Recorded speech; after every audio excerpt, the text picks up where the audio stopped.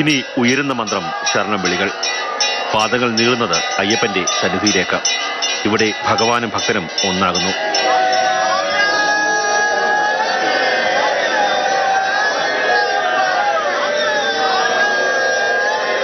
വൈകിട്ട് 3:52 തന്ത്രി കണ്ഠരര് രാജീവര്, കണ്ഠരര് ബ്രഹ്മദത്തൻ എന്നിവരുടെ സാന്നിധ്യത്തിൽ മേൽശാന്തി PN മഹേഷ് നമ്പൂതിരി നട തുറന്ന് നെയ്വിളക്കിൽ ദീപം തെളിയിച്ചു. ശേഷം 18-ാം പടി ഇറങ്ങി താഴെയെത്തിയ മേൽശാന്തി ആഴിയിൽ അഗ്നി പകർന്നു. വൃശ്ചികത്തിലെ കുളിരിന് ഇനി ആഴിയിലെ വിശുദ്ധിയുടെ ചൂട്.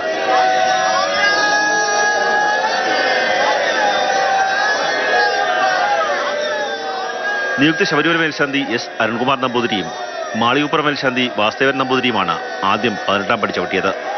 ഇവരുടെ അവരോധനവും നടന്നു.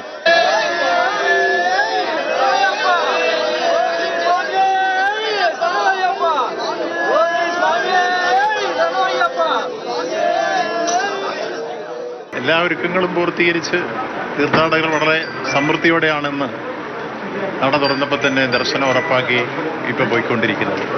തുടർന്നുള്ള ദിവസങ്ങളിലും വളരെ സുഗമമായി ദർശനം നടത്താനുള്ള സൗകര്യമാണ് ഫലപ്രദമായ രൂപത്തിൽ ഗവൺമെന്റും ബോർഡും ചേർന്ന് ഒരുക്കിയിട്ടുള്ളത്. മണ്ഡലകാലം ആരംഭിക്കുന്ന നാളെ പുലർച്ചെ 3-ന് പുതിയ മേൽശാന്തിമാരാണ് ശബരിമല മാളികപ്പുറ ക്ഷേത്രനടകൾ തുറക്കുക. ദർശന ക്യൂ വഴി 70,000 ഭക്തർ നാളെ ദർശനത്തിന് ബുക്ക് ചെയ്തിട്ടുണ്ട്. ഇവിടെ എത്തുന്ന എല്ലാ ഭക്തർക്കും ദർശനം ഉറപ്പാക്കാൻ പോലീസും നടപടികൾ തുടങ്ങി. ആ കാത്തു നിൽക്കുന്ന സമയം എത്രയും സുഖതമാക്കാൻ ഞങ്ങളെ കൊണ്ടാവുന്നതല്ല ഞങ്ങൾ ചെയ്യാൻ തയ്യാറാണ്. ദേവസ്വം ബോർഡും അതിന് വേണ്ട എല്ലാം ചെയ്യാമെന്ന് പറഞ്ഞിട്ടുണ്ട്. എല്ലാ ഡിപ്പാർട്ട്മെൻറ്റുകളും എന്താ പറയുക ഒരുപോലെ സഹകരിച്ചിട്ട് ആ പറയുന്ന എല്ലാ നിർദ്ദേശങ്ങളും പൂർണ്ണമായി എല്ലാവരും പാലിക്കണം. ആ കാത്തു നിൽക്കുന്ന സമയം ഭക്തി പുരസ്സരം ഭഗവാനെ ഓർത്തു നിന്നാൽ അത് കുറച്ചും കൂടെ സുഖമായിട്ടുള്ള ഒരു ദർശനത്തിന് സൗകര്യം ഒരുക്കും എന്നാണ് ഞങ്ങളുടെ വിശ്വാസം.